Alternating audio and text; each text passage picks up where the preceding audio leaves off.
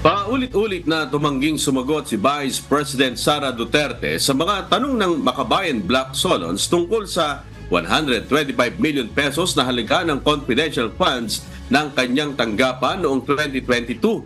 Dumating din sa puntong humiling ang Vice-Presidenteng palitan ang presiding chairperson sa House Committee on Appropriations na si Marikina 2nd District Representative Stella Kimbo. I request that the chairperson of the Finance Committee preside over this hearing. Madam Vice President, with due respect, you are not allowed to do that, Madam Vice President. You are not allowed to introduce any motion. You are a research person this hearing, Madam President. I did Vice not move, President. ma'am. I requested same as vein. your resource person, I requested So that the your request is chairperson of the denied. committee